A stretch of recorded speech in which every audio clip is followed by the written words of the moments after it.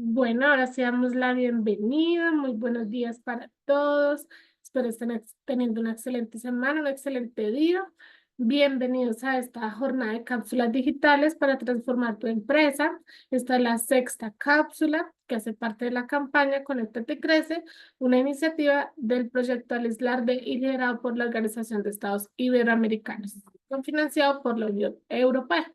El día de hoy, para no hacerlo más tiempo, vamos a dar de una vez con el inicio. Y el tema de hoy es el tema de ciberseguridad al alcance de todos, consejos prácticos para proteger tu negocio de los ciberataques más comunes. Entonces voy a darle paso a Luis Sánchez, quien nos ha acompañado en todas las cápsulas, para que nos dé inicio con el tema. Buenos días, Luis. Gracias, Jasmine. Muy buenos días.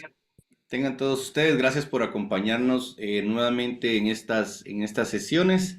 La charla de hoy, la cápsula de hoy, pues está enfocada en un tema que considero muy importante porque es uno de los elementos que quizá en los procesos de digitalización en cuanto a las empresas, pues generan un esfuerzo por poder alcanzar mejores o mayores niveles de digitalización, deben estar acompañados por elementos de seguridad, ya que los resultados positivos que puedan obtener de producto de la digitalización pueden verse comprometidos sin el resguardo adecuado de la información. Es decir, si yo implementé un sistema administrativo, digamos, por llamar un ejemplo, un ERP, ustedes me imagino conocen cuáles son los sistemas ERP, si no, igual lo vamos a ver el próximo jueves.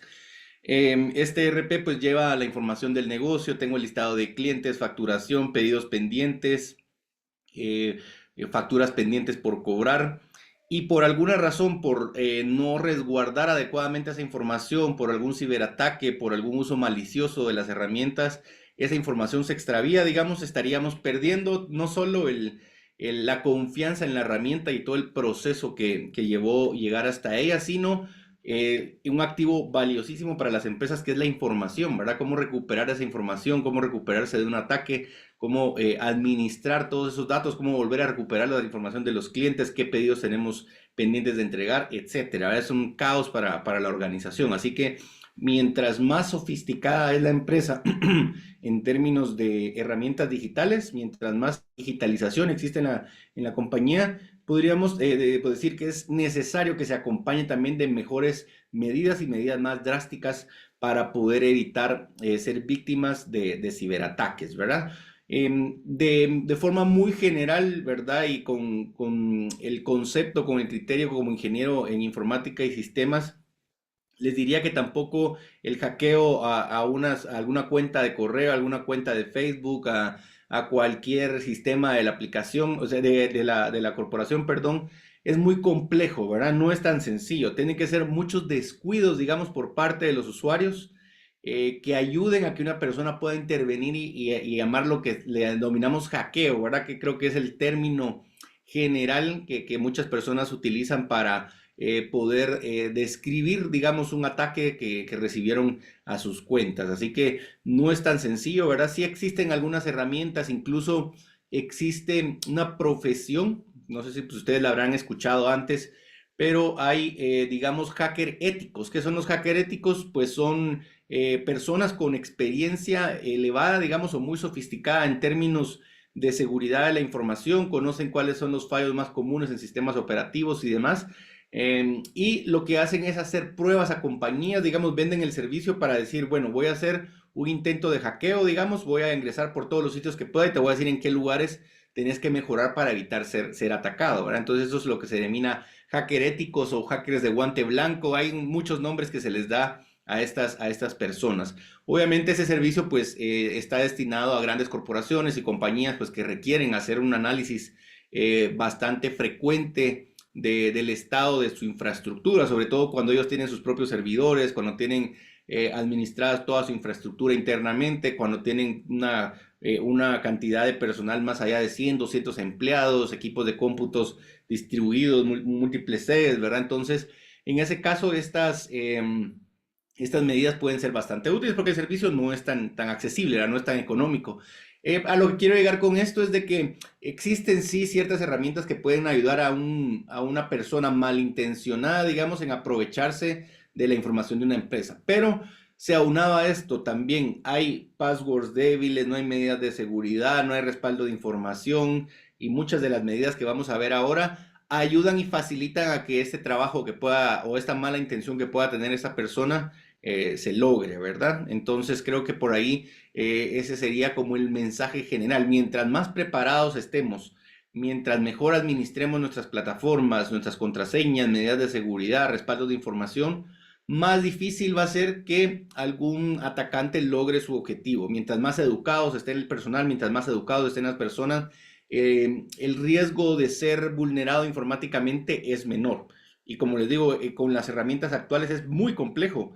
Por ahí cuando uno comenta que es ingeniero de informática y sistemas en círculos sociales, en la familia y demás, hay una broma bastante común de y puedes hackear Facebook, ¿verdad? Y me puedes ayudar a conseguir el Facebook de mi novia, no sé, hay una cantidad ahí de estereotipos alrededor que uno se sienta en una pantallita negra en la computadora, ¿verdad? Con una pantallita negra escribir comandos y con esto voy a lograr hackear sitios, eso no es verdad, ¿verdad? Como sucede en las películas, ¿verdad? Con medidas de seguridad básicas, con las herramientas actuales, con la tecnología que tienen nuestros equipos de cómputo, los exploradores web, yo diría que el hecho de tener o de recibir ser víctima de un ataque puede ser más un tanto por inexperiencia, ¿verdad? Por confianza o por confiar demasiado en algunas personas y por no tener medidas de seguridad claves. Entonces, creo que eso es algo, el mensaje de fondo de esta charla y es por eso que vamos a conversar en esta hora de cuáles podrían ser algunas medidas básicas que ustedes pudieran implementar, ¿verdad? No significa que sean las únicas, no significa que son las más importantes. Bueno, sí podemos decir que son las más importantes, ¿verdad? Pero no son las únicas. Ustedes van a poder encontrar igual más información en internet si desean hablar de algunos temas. Aquí lo que espero darles es un vistazo general y que se lleven tips claves que les pueden ayudar a evitar, digamos, que ustedes sean víctimas de algún ciberataque. Solo recordarles que eh, hoy estamos al martes 11, ¿verdad? Estamos ya en nuestra sexta cápsula. Para todos aquellos que nos han seguido constantemente durante estas 6 cápsulas, les agradecemos mucho el espacio y el tiempo que dan en su agenda o que nos otorgan en su agenda para poder conversar. Nos alegra mucho ver que la tasa de conexión sigue permanente o sea, ha permanecido a lo largo de todas estas charlas. Vemos ahí nombres bastante familiares, ¿verdad? En cada una de las sesiones. Les agradecemos mucho ese espacio y nos agrada porque significa que están encontrando información valiosa, ¿verdad? Y eso creo que es lo más importante. No, no, no, bueno, vuelvo a repetir, ¿verdad? No omito el invitarlos a que nos hagan llegar temas que ustedes quieran tratar, información adicional que quieran de alguna forma conocer, ¿verdad? Y con esto nos permitirá incluso conseguir algunos expertos muy particulares, ¿verdad? De algunas áreas que pudieran ampliar mucho más algunos temas que hemos visto en estas cápsulas, ¿verdad? Entonces, mañana vamos a estar hablando del catálogo digital como una herramienta de ventas. Y el jueves estaríamos terminando con la charla de automatización de procesos, ¿verdad? Y recuerden que las personas que lo deseen y que han asistido al menos al 80% de las cápsulas, al finalizar estas sesiones van a recibir un diploma de participación, ¿verdad? En nombre de, recuerdo quiénes son las instituciones que están liderando esta actividad, que es la Organización de Estados Iberoamericanos con la oficina con sede en El Salvador y cofinanciado por la Unión Europea. No sé, ustedes me comentan qué tal escuchan mi voz. Por ahí nos comenta Priscila que se escucha muy, muy lejos, digamos, o muy lejano mi voz. ¿Será que todos lo escuchan de la misma forma o están escuchando bien? Solo me gustaría que confirmen en el chat para ver si puedo solucionarlo antes de iniciar por completo. ¿Se escucha bien? Mucho eco por ahí, dice Mauricio. Perfecto. Va, denme un segundo, solo voy a, creo que lo puedo mejorar utilizando mis AirPods. Permítame un segundo.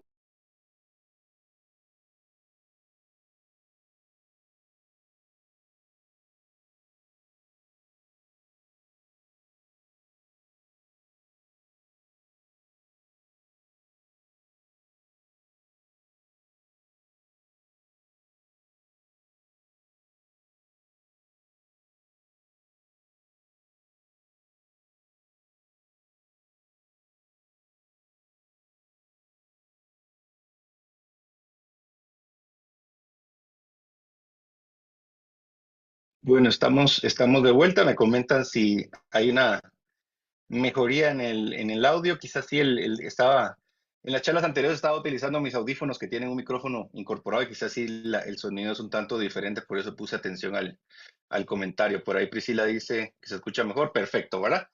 Excelente. Muchas gracias por sus comentarios. Es importantísimo, ¿verdad? Siempre escucharlos a ustedes, ¿verdad? Y de igual forma ustedes a sus clientes, ¿verdad? ¿Para qué? Para mejorar el servicio y que todos estén contentos, ¿verdad? Con el desarrollo de sus distintas actividades. Así que bueno, vamos a iniciar entonces de lleno con la charla.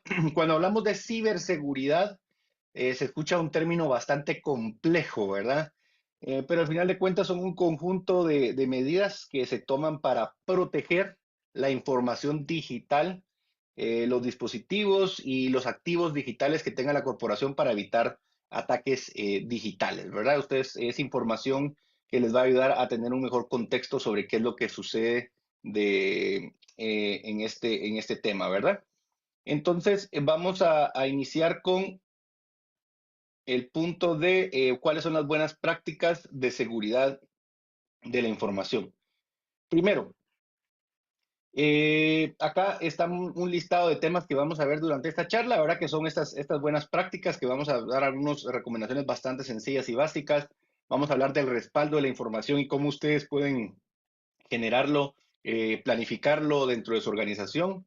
Vamos a hablar de la autenticación de dos factores, explicarles en qué consiste, qué son los factores de autenticación y por qué algunas herramientas nos lo solicitan actualmente, ¿verdad? Sobre todo ya, en mi caso al menos en el último mes, dos plataformas, mis perfiles de LinkedIn y de Facebook me solicitaron utilizar factor de un segundo factor de autenticación y casi que todas las plataformas lo están solicitando ahora, ¿verdad? Al menos las de uso masivo y uso frecuente. Ahí sí que les voy a explicar en qué consiste esto, cómo navegar de forma segura por Internet y cuáles son los tipos de ciberataques más comunes. Y sobre todo, cuando digo comunes, es que, digamos, están orientados a la mayoría de la población. Hay otros tipos de ataques muy específicos y muy puntuales que son destinados tanto a como corporaciones o a instituciones de gobierno que requieren de digamos, un mayor tecnicismo para explicarse, un mayor tecnicismo para ejecutarse y que atacan ya elementos muy particulares de la red de estas instituciones, ¿verdad? A cambio, los ciberataques que les voy a comentar,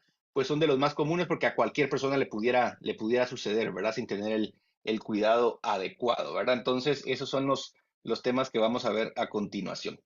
Vamos a hablar entonces de las buenas prácticas de seguridad, que son bastante sencillas, ¿verdad? Y que son recomendaciones que les permitirán a ustedes mejorar la administración de la información de la empresa, ¿verdad? El primero de ellos, y esto es porque de una de las formas por las cuales quizá las personas dicen, me hackearon mi cuenta, lograron entrar a mi cuenta, en muchas ocasiones, digamos, el acceder a la contraseña de un usuario, ya les voy a explicar un tipo de ataque de cómo puede lograrse, pero para poder lograrlo y poder generar realmente exitosamente este tipo de ataques, hay un término que se llama ingeniería social, ¿verdad? Y que la ingeniería social no tiene ninguna relación con ningún tecnicismo, ni ninguna capacidad informática, ni ningún dispositivo electrónico, es únicamente el conocer a la persona a la cual se le va a realizar el ataque, ¿verdad? ¿Y qué es lo que sucede? La mayoría de las personas suelen utilizar o fechas de nacimiento, nombres de sus hijos, palabras clave o información que les recuerde fácilmente para que la contraseña no se les olvide, ¿verdad? Entonces, cuando uno conoce a esta persona, digamos, y alguien quisiera realizar un ataque y digo, bueno, él nació en el 83, tiene dos hijos, uno se llama de esta forma, la otra se llama de esta forma, él es fanático del fútbol, le va al Real Madrid, no sé, hay un conjunto de elementos, digamos, que forman parte del contexto de esta persona y mientras alguien conoce más a esta persona, más información fácilmente podrá acceder, ¿verdad? Por ahí cuando recibimos estos cursos de seguridad informática en la universidad y en algunos otros espacios, hacían la broma, digamos, que muchas veces las personas más con cargos más importantes o rangos más importantes de las compañías tenían que tener mucho cuidado al momento de cuando salen, digamos, están de viaje o están en la ciudad y salen a interactuar socialmente y tienen esa oportunidad de interactuar con personas nuevas, digamos, verán mucho cuidado de qué información comparten, ¿verdad? Qué información les dicen y que parezca sospechoso si alguien se acerca y te empieza a preguntar como demasiados detalles de la vida de esa persona y sin alguien que no conocemos, ¿verdad? ¿Por qué? Porque en esos datos se revelan muchos detalles que luego esa información es utilizada a través de una aplicación, ya les voy a explicar más adelante, y con esto se puede acceder, digamos, o hacer el esfuerzo de llegar a utilizar una contraseña. Entonces, ¿qué es una contraseña segura? Y por ahí también comprendo la parte del usuario, ¿verdad? Porque a mí me molesta mucho cuando me obligan a cambiar de contraseña, sobre todo mi aplicación bancaria, ¿verdad? En donde para mí la plataforma más importante, la información de mis cuentas bancarias, ¿verdad?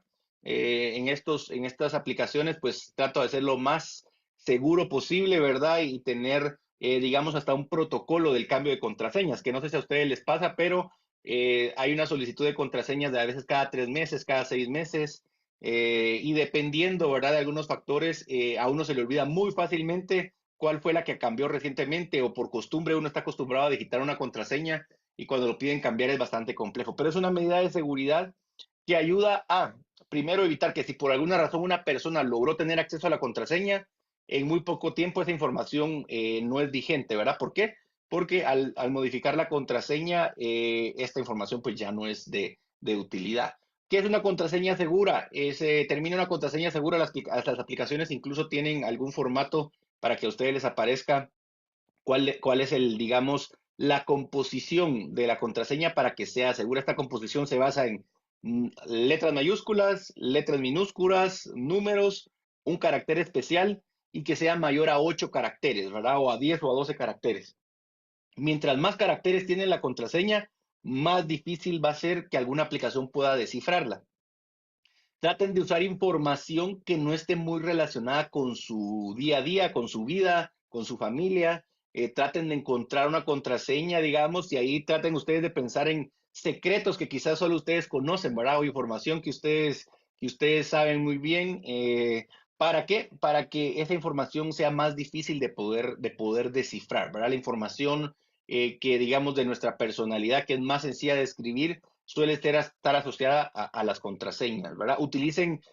Bueno, con tantas contraseñas, ¿verdad? Que existen, no les voy a mentir, utilizo algunos mecanismos que se encargan de administrar las contraseñas, porque no me acuerdo de todas, pero sí tengo una especie de patrón, ¿verdad? O sea, utilizo un patrón que no les puedo decir cuál es, ¿verdad? Por seguridad, pero ese patrón lo cumplo en diferentes plataformas. Hay plataformas que no me interesa y que hasta desconfío un poco de ellas, pero como hay que registrarse, hay que poner un correo electrónico y una contraseña. Utilizo contraseñas como muy básicas, elementales y descriptivas que no tienen ningún problema. Las contraseñas que más me interesa si tengo una especie como de patrón para recordarme cuál es la que uso en cada una de esas contraseñas y no la suelo almacenar en el explorador web, ¿verdad?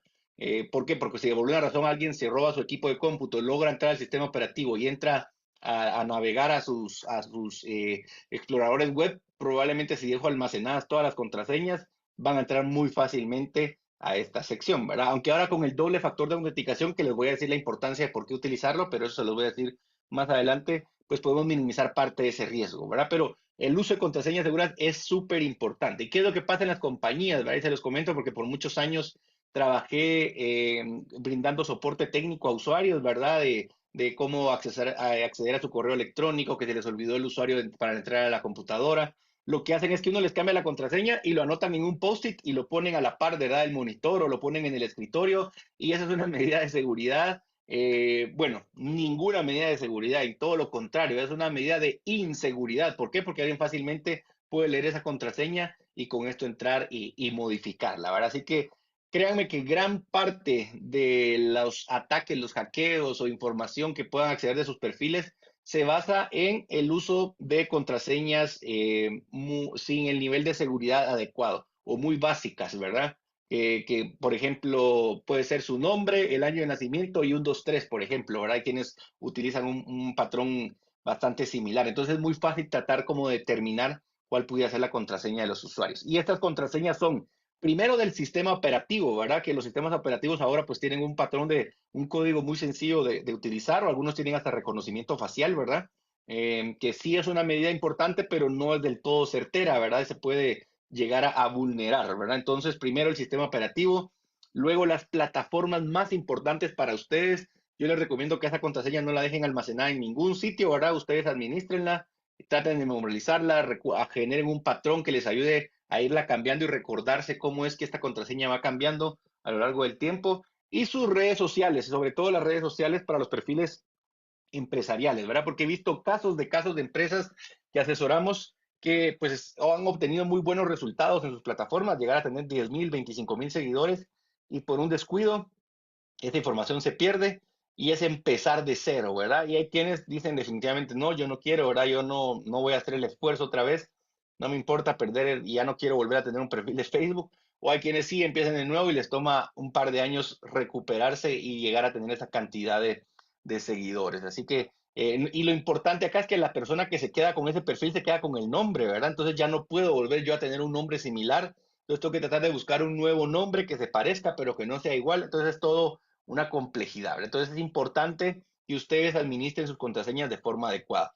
Las plataformas que no les interesen mucho pueden hacerse ayudar de su explorador web, al menos así lo hago yo, a un gestor de contraseñas que él se encarga de administrar mis contraseñas y yo no me recuerdo de todas las plataformas porque fácilmente uno ingresa a 20 o 30 plataformas distintas, ¿verdad?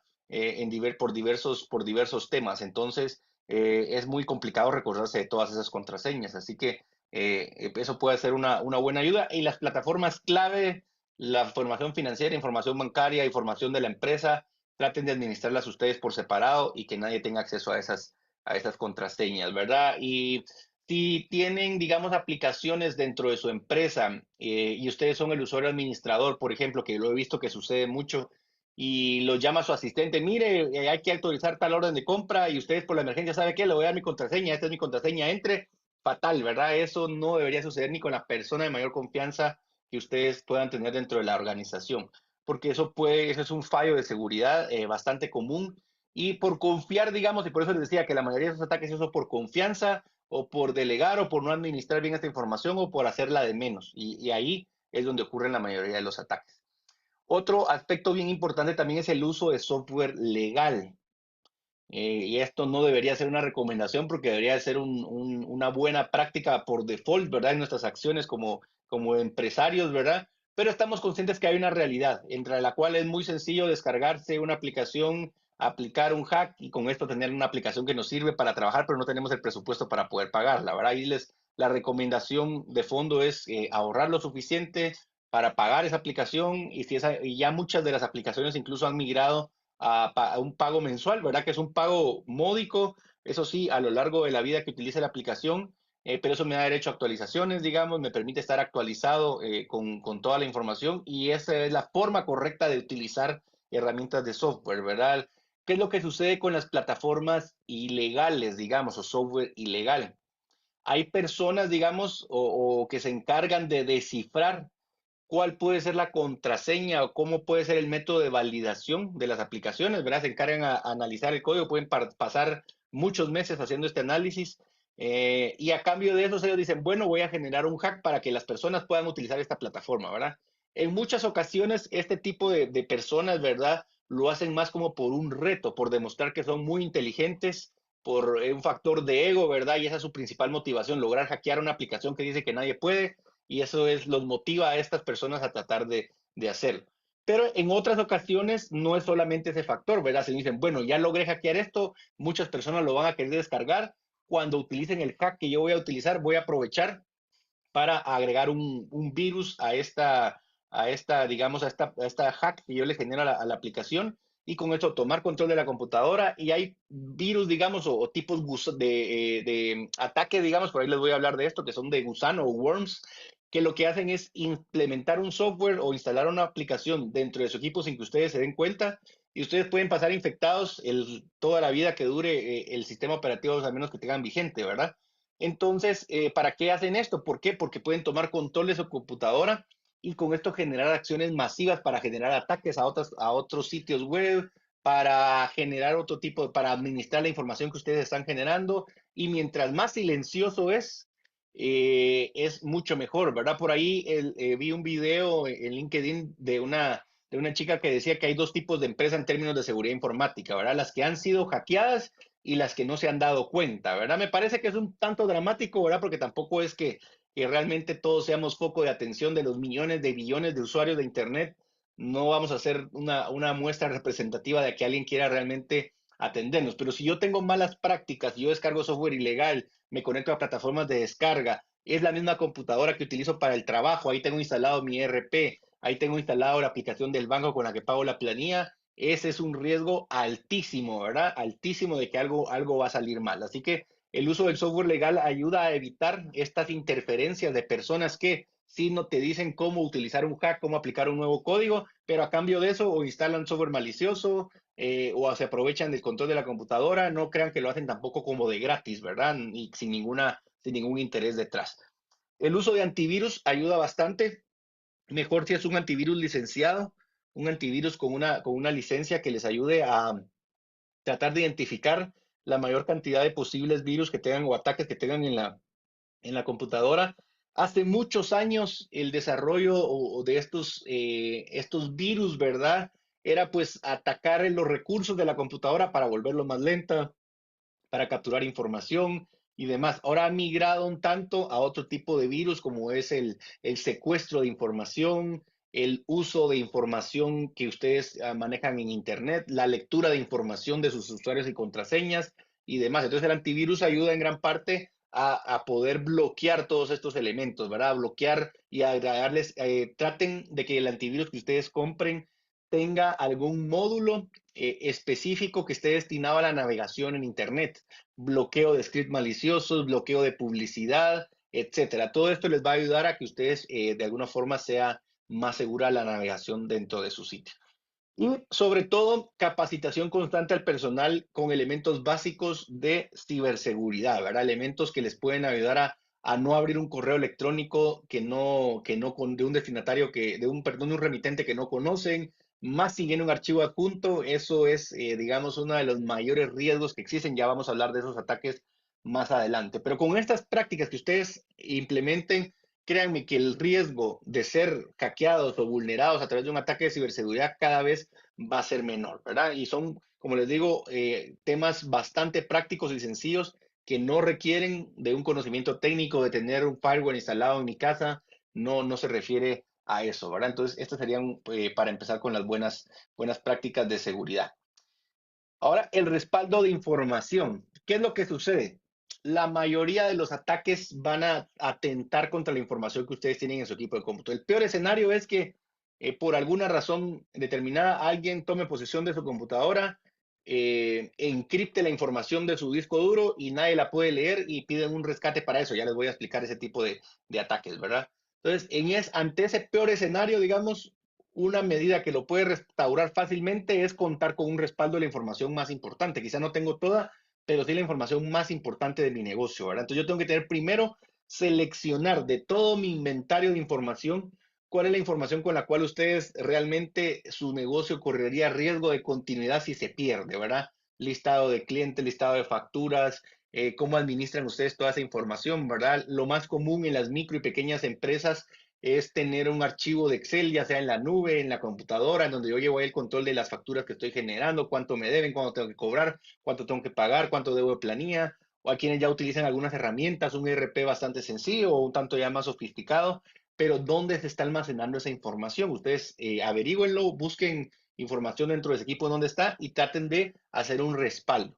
Muchas de estas aplicaciones, si ya utilizan un ERP, tienen la opción de exportar datos, ¿verdad? Para generar un respaldo, o si no, investiguen el software que ustedes están utilizando, cómo hacer un respaldo de seguridad constantemente. Entonces, primero, seleccionar la información más importante de su negocio es clave, ¿verdad? Luego, la planificación, planificar cada cuánto voy a hacer estos backups. ¿Qué es lo que pasa si el día de hoy, o bueno, si hoy me hackean mi computadora y generan una especie de malware que se encarga, o ransomware que se encarga de encriptar la información de mi disco duro y no poder utilizarla? Si yo tengo respaldos, el peor de los escenarios es que voy a ir a la fecha más reciente de regeneración de backup. Si yo hago un backup semanal, lo que va a pasar es que una semana atrás, bueno, la semana puedo recuperarlo y solo perdí una semana de información. Entonces, ante este ataque, que es uno de los más severos, digamos, y que de alguna forma también es complicado que se dé, a menos que ustedes ayuden o colaboren a que la persona lo realice, de lo contrario va a ser muy difícil que se logre. Ante este ataque inminente de pérdida total de información, la solución es perder una semana. De perder una semana a perder un año de información o a perder 2 años de información, entonces ustedes ahí pueden magnificar cuál podría ser el daño para su negocio. Si ustedes tienen información bastante regular, tienen una aplicación en la nube que utilizan para administrar ciertos datos, su computadora no tienen archivos que realmente les importen, pues ustedes pudieran bajar esa frecuencia, hacerlo cada 6 meses, cada 3 meses, pero agreguen en su agenda, ¿verdad? Háganse recordatorios en su teléfono, puedan hacer backup de la información.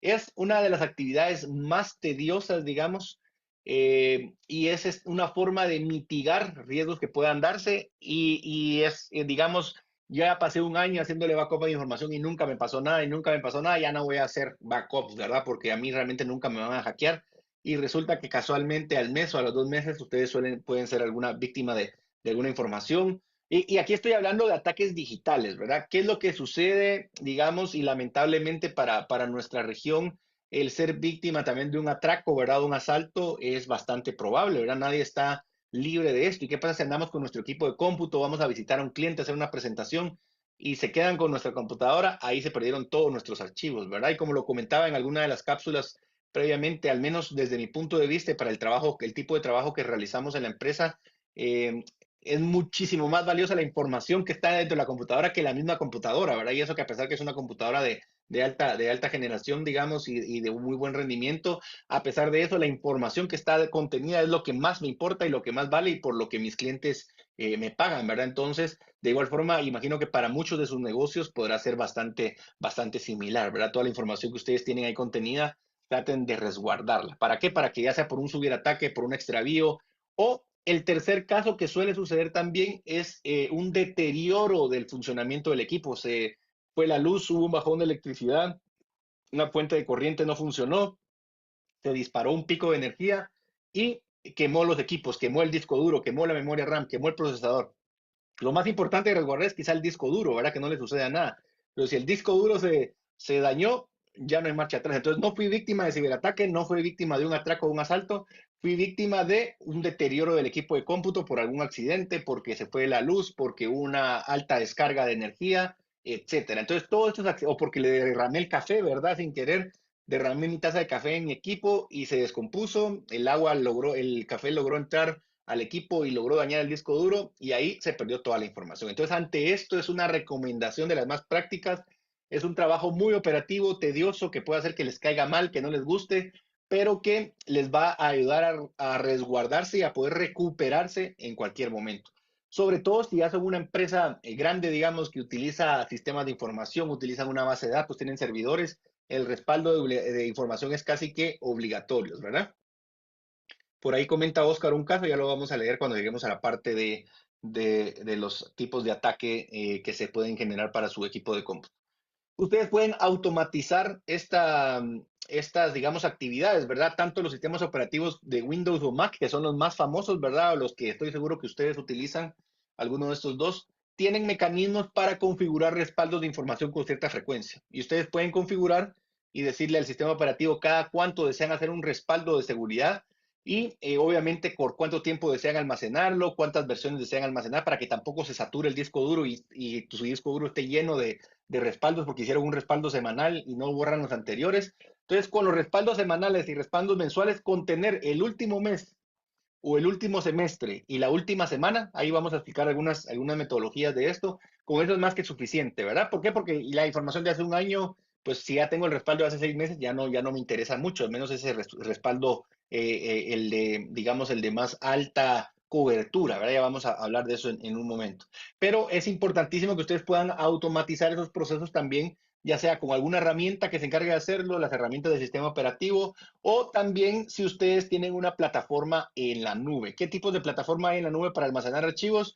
Está OneDrive, está el Drive de Microsoft, está Google Drive, hay N cantidad de espacios de almacenamiento que incluso no son tan caros. Y acá yo les diría donde sí es importante hacer una inversión financiera y monetaria para esto. ¿Para qué?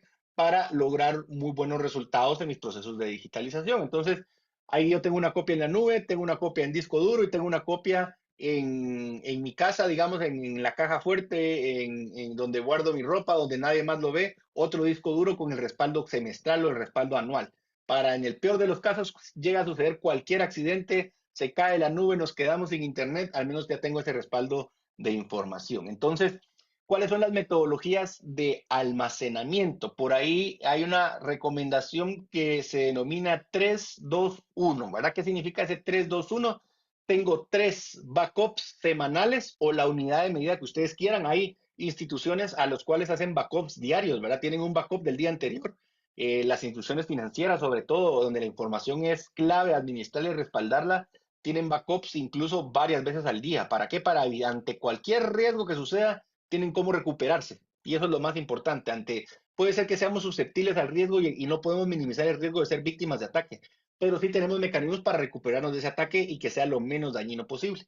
El respaldo es una vez. Entonces tengo 3 backups, digamos, sencillos, que ocupan una semana, que es la información más relevante, que es solo el archivo donde tengo mi copia de clientes, facturación y demás. Lo copio cada semana a una carpeta, ¿verdad? Donde tengo la fecha y los organizo por fecha, ¿verdad? Y con tener 3 de esos backups es más que suficiente. No me interesa tener un histórico de 20 semanas atrás, ¿verdad? Cada 3 semanas viene el siguiente que sería una vez al mes. Entonces, 3-2-1, ¿verdad? 3 semanales, los siguientes, ¿verdad? Serían 2 mensuales y el siguiente sería un archivo semestral. Entonces, cada semana hago backup de lo más importante. Cuando hago un backup mensual, probablemente ya puedo incluir más archivos, ¿verdad? Puedo incluir ya la lista de cotizaciones, de donde guardo todo mi respaldo de los proyectos que estoy realizando, etcétera. La información semanal la pueden almacenar en la nube, en una de estas carpetas, en un OneDrive, donde ustedes quieran. La información mensual les recomiendo que lo puedan administrar en un disco duro externo. No sé si ustedes conocen estos discos duros externos, muy probablemente sí, ¿verdad? Por ahí se denominan SSD porque son Solid State Drive, ¿verdad? Son discos de estado sólido, que son los más seguros, los que no se deterioran, son un poquito más caros, pero ahora realmente no están tan caros como hace 10 años.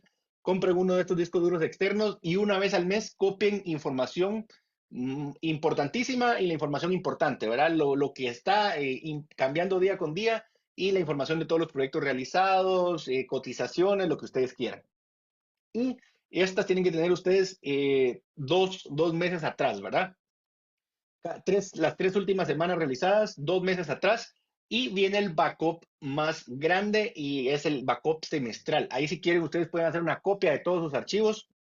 Les recomiendo que tengan otro disco duro externo y estos otros discos duros externos, incluso hay unos que tienen un código para poder cifrar la información. Y si alguien se lo roba, alguien se queda con él, no puede leer la información a menos que aplique el código para poder leerlo, ¿verdad? Entonces es una medida de seguridad extrema, ¿verdad? Y lo pueden hacer una vez cada 6 meses. Cada 6 meses hacen un backup completo de información y ese disco duro no lo cargan ustedes en su mochila, no lo cargan en la oficina, lo tienen en un lugar seguro, en su casa, en una caja fuerte en el banco, donde ustedes quieran, ¿verdad? ¿Qué es lo que sucede con esto? Alguien podrá decir, bueno, pero qué extremas, ¿verdad? Medidas de seguridad. Pero créanme que el respaldo de la información es lo más valioso que ustedes tienen y es la forma de evitar, la forma más fácil de recuperarse ante cualquier ataque, ¿verdad? Entonces, esa es una metodología que les sugiero. Puede ser que ustedes hagan una semanal y una cada 6 meses, como ustedes quieran, como ustedes se les facilite, pero por favor, comprométanse con ustedes y que el resultado de estas cápsulas, ustedes vean la importancia de tener backups.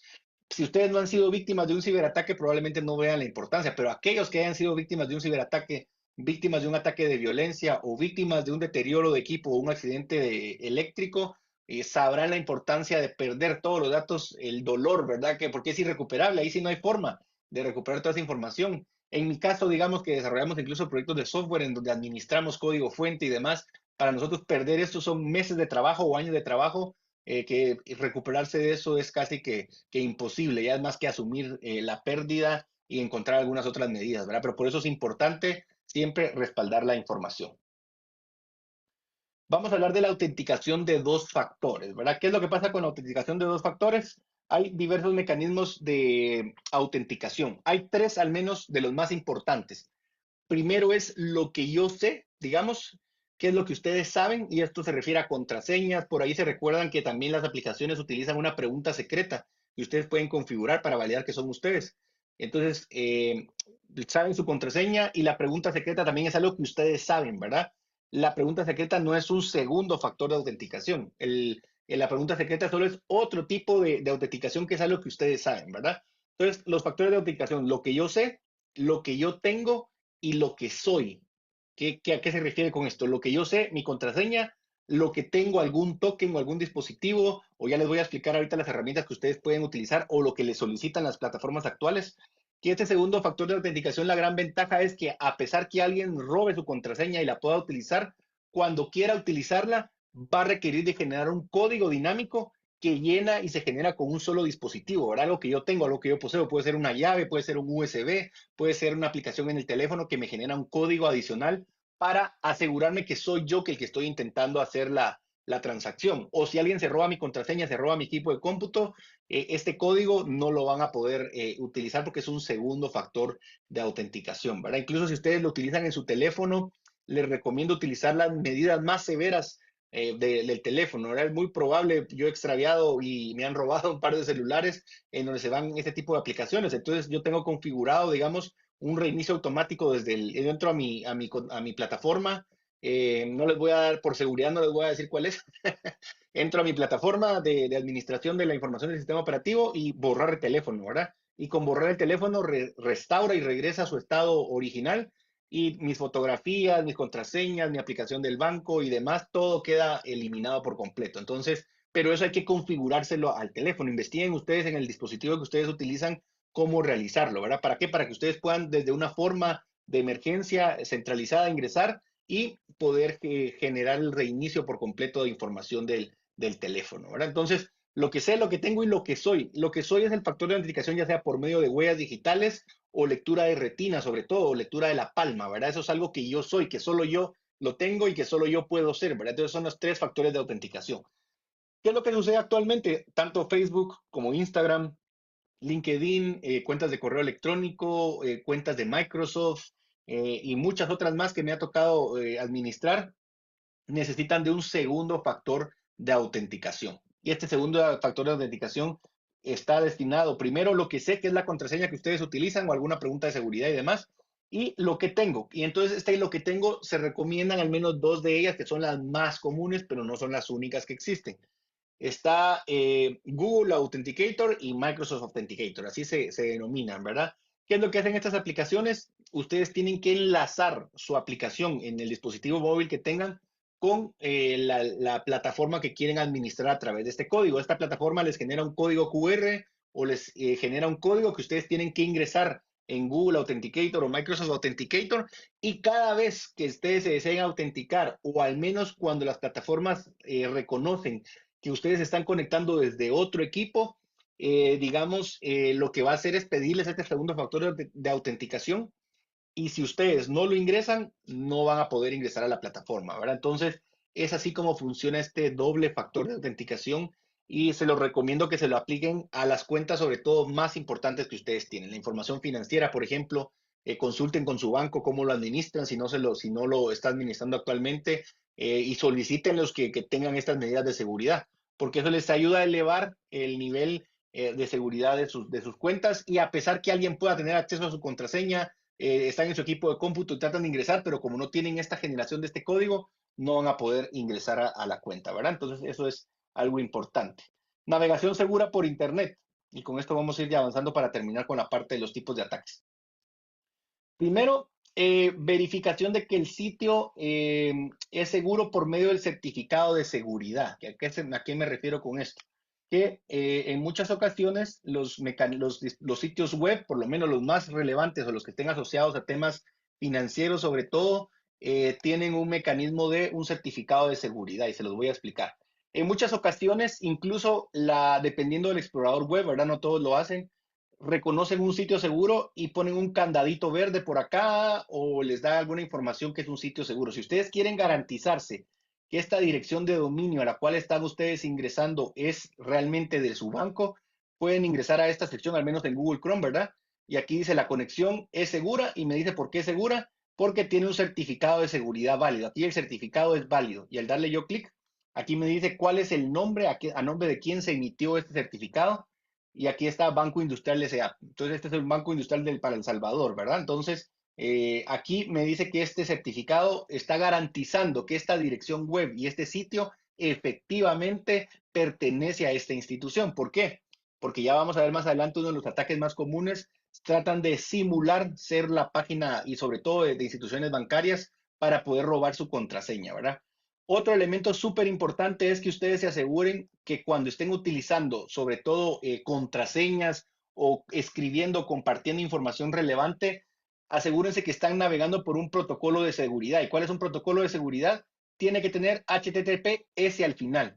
¿Qué es lo que dice este protocolo? Es HTTP, digamos, es el protocolo común de transmisión de datos para Internet, pero al agregarle la S es el mecanismo seguro, ¿verdad? Entonces, ustedes siempre que ingresen a un sitio web de este tipo, asegúrense que está utilizando la S y que el certificado de seguridad es válido. Sobre todo si ustedes entran a través de algún enlace que se les mandan a su correo electrónico y les dicen del banco, ¿quieres acceder a una promoción? Da clic acá. Esos clics traten de evitar hacerlos, ¿verdad? A menos que sea algo que realmente les interese, denle clic, pero primero, antes de ingresar cualquier dato, asegúrense que primero están en el protocolo de seguridad y segundo, que el certificado es válido y que está a nombre de esta institución, porque esa es la forma más común como tratan de suplantar, digamos, los datos de las compañías, ¿verdad? Entonces, ¿qué es lo que sucede con el certificado de seguridad? Aquí está su equipo de cómputo, aquí está Internet en donde navegamos todos y estamos millones de usuarios trasladando en la supercarretera de datos y aquí está el servidor del banco que ustedes necesitan, ¿verdad? Entonces, la información viaja por ahí y cualquiera fácilmente pudiera leer esa información. No cualquiera, porque no cualquier persona lo puede hacer, pero sí a cualquiera con un conocimiento de un nivel técnico avanzado, con unas herramientas informáticas avanzadas, pueden capturar estos datos y con esto leerlos y tratar de aprovecharse de su contraseña, ¿verdad? Entonces, es por eso importantísimo que se aseguren de que existe ese certificado de seguridad. Por ahí comienza Mauricio que comúnmente las entidades financieras, los marketplaces, tienen un certificado SSL. Exactamente. Ese certificado SSL es el certificado de seguridad y ese certificado que es emitido por una tercera empresa, digamos, que garantiza que el sitio que ustedes están visitando pertenece o es propiedad de una empresa. Así que eso es una navegación básica y sobre todo cuando tengan duda de por qué les enviaron un correo electrónico y les piden usuario y contraseña, asegúrense que sea así, ¿verdad? Sobre todo si les llega por un correo. Ahora, si ustedes tienen almacenada la dirección en algún sitio, ustedes la escriben de memoria, como sea, pues ahí el riesgo ya es menor porque ya ustedes lo validaron una vez, no lo van a estar haciendo cada vez que naveguen yendo a validar si el certificado es válido o no, ¿verdad? Eso no es necesario, sobre todo la primera vez que ustedes ingresan a un sitio. Evitar sitios de descarga P2P, se denomina este tipo de sitios en donde se encuentra sobre todo películas, música, software ilegal y demás, ¿verdad? ¿Por qué? Porque es el ecosistema común, digamos, en donde las personas malintencionadas están esperando poder atender. ¿Qué es lo que pasa con estos tipos de descarga? Cuando ustedes establecen un protocolo de comunicación, su equipo de cómputo con este servidor de descarga, al habilitar ese canal de comunicación, digamos, aparte de la información que ustedes están descargando, puede viajar cualquier otro tipo de información que les pone a ustedes en riesgo, ¿verdad? Entonces, mientras ustedes no habiliten el tipo de comunicación con ese tipo de plataformas, mucho que mejor, ¿verdad? Yo creo que ya no es tan común, ¿verdad? Hace muchos años, 10 o 15 años, era muy común encontrar muchos de estos sitios piratas, ¿verdad? Donde se podía descargar cualquier tipo de software, películas, programas y demás, ¿verdad? Entonces, yo creo que cada vez es menos común, ya cada vez menos personas veo que lo utilizan, pero si lo utilizan, están poniendo en riesgo, ¿verdad? Su equipo de cómputo.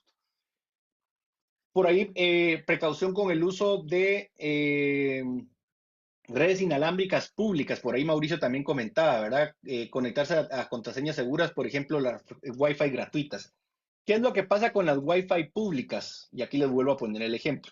La mayoría de dispositivos que se encargan de distribuir Internet, al menos en sus casas y demás, tienen una contraseña. ¿Para qué? Para que no cualquier persona se conecte, sino que solo las personas que saben la contraseña. El Wi-Fi de su casa, por ejemplo, de su oficina, estoy seguro que muchos probablemente se conectan de esta forma, tienen acceso. Pero ¿qué pasa si vamos a una plaza comercial, vamos a un café, vamos a un centro comercial en donde hay un espacio público y hay una Wi-Fi abierta y es gratuita? Hay que tener mucho cuidado, digamos, que si vamos a hacer uso de esa red, porque no tiene seguridad, cualquier persona pudiera estar ahí conectada, asegurarnos que no generar acciones clave, como tener que entrar a nuestra cuenta bancaria, hacer uso de nuestra contraseña. Si estamos seguros, digamos, que estamos en el sitio, la información es HTTPS, el protocolo de seguridad encriptado, tiene un certificado de seguridad, el riesgo es mucho menor, ¿verdad? Porque a pesar que puedan capturar la información que nosotros estamos enviando, esta información va cifrada. y esa información cifrada es muy complejo que la puedan descifrar, o tardaría mucho tiempo en poder descifrarla, y ya cuando lo logren hacer no les va a servir de nada, ¿verdad? Entonces, solo tengan mucho cuidado de cuando se conecten a una Wi-Fi gratuita, no compartir información relevante, ¿verdad? No entrar a su cuenta bancaria y demás. Si quieren entrar a su correo y tienen que mandar un correo de emergencia, pues adelante. Lo contrario, utilícenlo más para navegar y andar visitando sitios que no sean tan, digamos, riesgosos para ustedes, ¿verdad? Eh, el uso de antivirus, como ya se los comenté, el uso de contraseñas seguras y diferentes para cada cuenta. No utilicen una misma contraseña para todas, ¿verdad? Porque alguien va a capturar su contraseña y va a poder entrar a todas las contraseñas, a todas las plataformas que sepa que ustedes tienen, ¿verdad? Entonces, traten de tener una contraseña diferente también para cada cuenta y evitar abrir enlaces sospechosos. Esto creo que es lo más importante, ¿verdad? No enlaces que les mande alguien que es desconocido por WhatsApp, por correo electrónico, evítenlo a toda costa ingresar aunque la curiosidad les quiera ganar. Bueno, y vamos a cerrar entonces con los tipos de ciberataques más comunes. El primer tipo de ciberataque se llama fuerza bruta. ¿Qué es lo que pasa con fuerza bruta? Y esto lo utilizan para poder descifrar contraseñas. Entonces, ¿qué es lo que hacen? Es una aplicación que yo le digo, bueno, este sitio web quiero conectarme, probar con este usuario, y este usuario pudiera tener este conjunto de información o este conjunto de palabras clave para poder acceder. Entonces, por eso les digo, cuando saben su fecha de cumpleaños, saben el nombre de sus hijos, saben la fecha en que se casaron, cualquier información que para ustedes pueda ser relevante y que es la más común que una persona utilice en su contraseña, la registra en esta aplicación, le dan clic a la aplicación y la aplicación empieza a hacer diferentes pruebas, millones de pruebas, ¿verdad? Por eso es que muchos sitios por seguridad les permiten únicamente 3 intentos de contraseña. Si ustedes al tercer intento fallan, la cuenta se bloquea y hay que generar un proceso adicional para poder habilitarla. ¿Por qué? Para evitar que estos mecanismos, estas aplicaciones de fuerza bruta tengan éxito, ¿verdad? Porque generan millones de peticiones hasta encontrar cuál es la contraseña correcta, ¿verdad? Entonces, digamos que ya no se suele utilizar tanto por siempre medidas de seguridad que se van aplicando también por las otras plataformas, pero es un tipo de ataque que podemos ser víctima fácilmente, y por eso nuestra información, nadie externo a nuestra familia, a nuestro círculo cercano, debería tener tantos detalles, ¿verdad? Hay otro tipo de ataque que se llama denegación del servicio. ¿Qué es lo que pasa? Y aquí cuando ustedes ven que se cae la página del Congreso, que se cae la página de una institución muy importante en Estados Unidos, se cae la página del Instituto de Estadísticas o el Tribunal Electoral de su país, ¿qué es lo que pasa? Lo que hacen es, un servidor tiene una cuota de atención. Digamos, simulemos que es la puerta de un edificio. Si 80 personas quieren entrar a un edificio, la puerta lo permite porque es el límite máximo. Pero ¿qué pasa si en lugar de 80 son 1000 personas o 2000 personas que quieren acceder en simultáneo? Esa puerta va a colapsar, ¿verdad? Y genera lo que se denomina una denegación de servicio. Porque como ya hay 2000 usuarios queriendo entrar, cuando entra el 2001 le dice, mira, disculpa, no te puedo atender y no sé cuándo te voy a poder atender, y rechaza la comunicación. Entonces esto lo que hace es simular que el sitio se cayó, los servicios se vienen abajo y todos dicen, hackearon la página del tribunal, pero es que no es que la hayan hackeado, lo que hicieron es la saturaron para que esa saturación evite que otros usuarios se conecten. ¿Cómo lo logran? Y acá tiene mucha relación con los tipos de ataque que se denominan worms o gusanos, que son ataques silenciosos. Ustedes descargan una aplicación que no de dudosa procedencia. Esta aplicación las instaló el CAC como si no, nítido, no pasó nada. Usted dice, bueno, no pasó nada, no me infecté de virus, pero lo que hacen es instalar un gusano que está conectado o permite ser conectado remotamente y generar instrucciones. Por lo menos decirle a su máquina, ahorita genera 5 peticiones al Tribunal Electoral del país, y eso lo hacen con 1 millón de máquinas, por ejemplo, ¿verdad? Entonces, ese millón de máquinas que están infectadas y que ellas no saben que están infectadas, están generando conexiones a diversos sitios, y lo que hacen es saturar el sitio y con esto bajar el servicio. Entonces, por eso se llama denegación de servicio. Entonces, tengan mucho cuidado. ¿Qué puedo hacer para evitar esto? No descargar software pirata, no entrar a sitios de descarga P2P, evitar, a mí me pasa seguido, me ha pasado al menos unas 4 o 5 veces que me envía un correo electrónico y dice, por favor, confirmar este pedido o confirmar la factura para que podamos hacer el pago, ¿verdad? Yo digo, bueno, ¿qué pago de quién, verdad? ¿Y por qué? Ustedes solo vean el cuerpo del mensaje, nunca vayan a abrir el archivo adjunto que viene. Esos PDF que vienen adjuntos, que están seguros, las personas asumen, bueno, ¿Qué es lo que más le interesa a una persona? Recibir pagos, ¿verdad? Y con qué se alarman más y con qué van a generar como más expectativa. Si yo le pongo en el sujeto del mensaje, por favor, confirmar este recibo para poder recibir tu pago, la persona, sin pensarlo mucho, va a entrar a ver qué es, ¿verdad? Y tratar de abrir el archivo. Cuando ustedes le dan doble clic a ese archivo, es un PDF. El encabezado de lectura de ese PDF trae código malicioso muchas veces, en muchas ocasiones. Y como viene empaquetado en un PDF, digamos, hasta que no se abra, no se puede ver el contenido. Y como no está abierto, los antivirus, los anti-spam no pueden hacer mayor cosa con ese archivo porque reconocen, bueno, es un archivo PDF normal, lo enviamos y no lo bloqueamos, ¿verdad? Entonces, tengan mucho cuidado con ese tipo de correos que pueden ser software malicioso. Asegúrense que ustedes pueden ver el cuerpo del correo, le dan clic, no abran ningún adjunto, vean el remitente y el remitente probablemente sea una cuenta de correo electrónico extraña, no es ninguna cuenta de sus clientes, ustedes no están recibiendo ningún pago, bórrenlo, ¿verdad? Elimínenlo. Ofertas de que les van a regalar la green card, que les van a realizar un pago, que se ganaron un Hilux, etcétera. Todo ese tipo de información son ataques maliciosos, ¿verdad? Lo más seguro, ¿verdad? Entonces, eviten poder abrirlos. El tipo de ataque phishing, ¿verdad? Por ahí Mauricio comentaba el phishing a través de QR. ¿Qué es el phishing? El phishing es intentar suplantar la identidad de una institución o un sitio web para que ustedes confíen en él y ustedes ingresen su información, digamos, crítica, ¿verdad? Entonces, hacen phishing, por ejemplo, con esta página. Yo puedo generar aquí un nombre de dominio cualquiera. Por eso asegúrense ustedes que el certificado es clave. Aquí van a ver ustedes que el nombre es cualquier nombre, Corporación Banco Industrial de Salvador, por ejemplo, ¿verdad? Lo cambié por completo. Y aquí digo login, y cuando hago login, ese usuario y contraseña que está ingresando no va hacia las cuentas, hacia el servidores del banco, sino a un servidor ficticio que yo planteé para que poder leer esa información. Entonces, por eso se llama phishing, de pescar, ¿verdad? ¿Qué es lo que hacen? Y perdón que lo tenga que decir, ¿verdad? Si a alguien lo haya pasado, espero no ofenderlo, y si a alguien le llega a pasar, espero que sí se ofenda un poco porque se lo advertimos.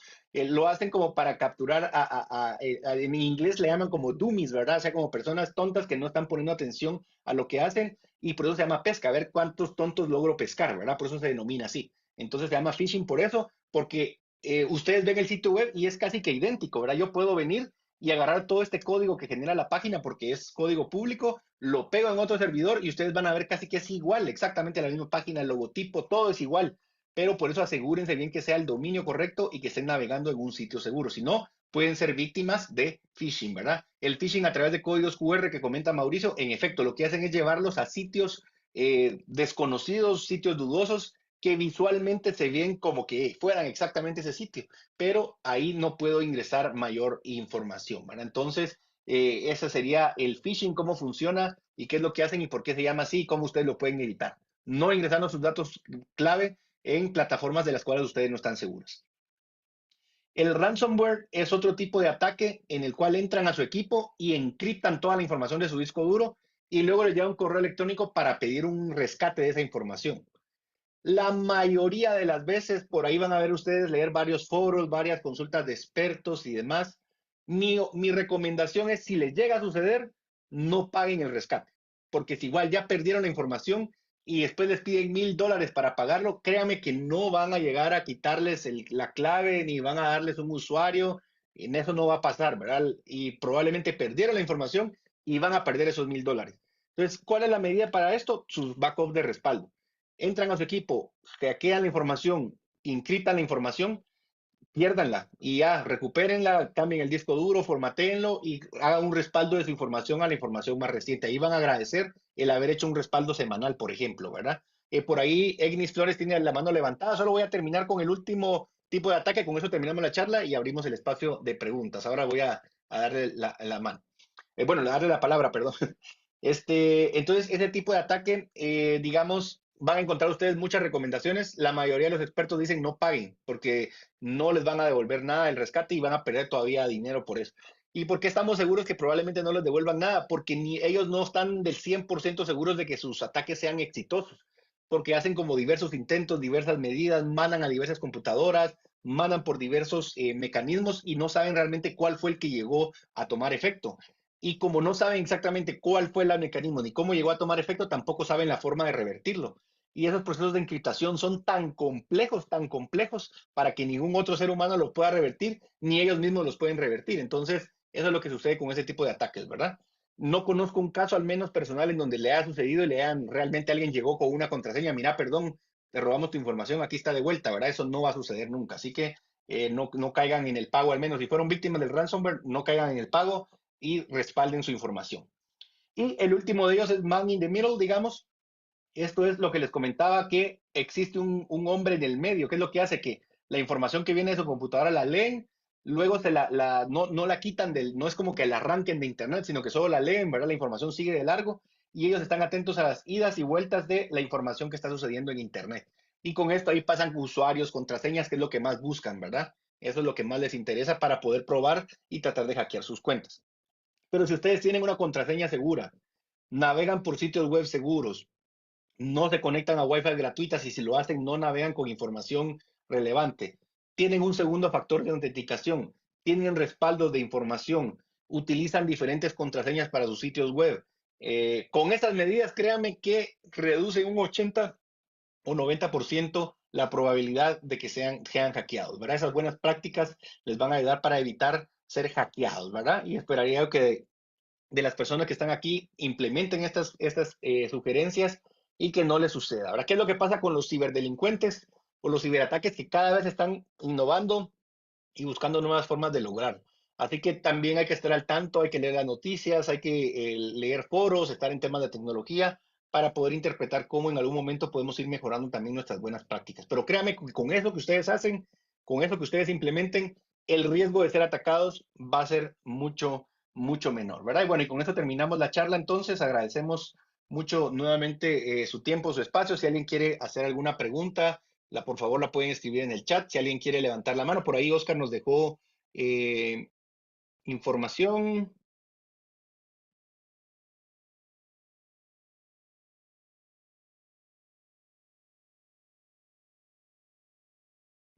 Por ahí Oscar nos dice que le ha sucedido que al momento de actualizar Windows, digamos, luego ya no se reconoce el usuario, ¿verdad? Y eso sí puede pasar, Oscar. Y como les digo, serían unos accidentes tecnológicos, ¿verdad?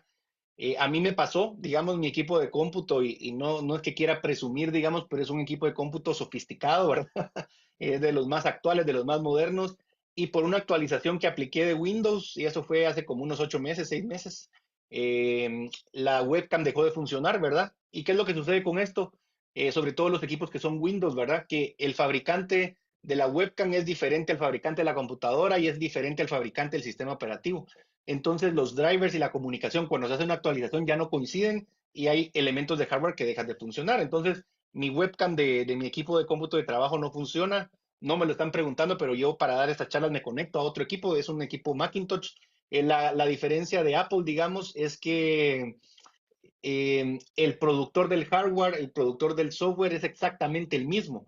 Y entonces, si ustedes, bueno, no se dieron cuenta, pero también utilizo unos AirPods, cuando los utilizo, el sistema operativo los reconoce automáticamente sin ningún tipo de contraseña, sin ningún tipo de retardo, funciona exactamente bien. Y no es que les esté recomendando los equipos de Apple, ¿verdad? Pero lo que sucede es que como el fabricante del software, el fabricante del hardware y fabricante de todos los elementos es la misma empresa, hay compatibilidad al 100%, ¿verdad? Mientras que con otros equipos de cómputo, como me pasa con mi otro equipo de cómputo, que no voy a decir la marca para no desprestigiarlo, ¿verdad? Es una máquina que he usado por muchos años, esa marca. Y como les digo, compré el equipo más nuevo, el más actual, pero resulta que por ser el más nuevo, el más actual y con una nueva actualización, los drivers dejaron de funcionar y no me funcionó mi webcam más, ¿verdad? Y por ahí algún cliente me decía, ¿cómo me alegra que les pase eso a los informáticos para que se sientan lo que se siente uno de usuario cuando está involucrado en esos temas, ¿verdad? Pero al final de cuentas es por temas de actualización y esos accidentes tecnológicos pueden suceder. El usuario puede dejar de funcionar, alguna partición del disco puede dejar de funcionar. Hay muchos elementos técnicos que están sujetos a algún riesgo y en este caso lo más importante sería tener respaldos de información, ¿verdad? ¿Para qué? Para que si les llega a suceder ustedes fácilmente puedan recuperarse de esto, ¿verdad? Por ahí hacen algunos comentarios adicionales, Mauricio, Carlos, muchas gracias por la información. Por ahí comparte un enlace de Microsoft, ¿verdad? Sobre seguridad, perfecto, excelente. Ahora, lo importante de esta cápsula es dejar la semillita sembrada en ustedes, ¿verdad? Que se pongan al día, que empiecen a buscar más información, fuentes oficiales, proveedores de ese tipo de herramientas. No sé quiénes de ustedes tendrán un disco duro externo, ¿verdad?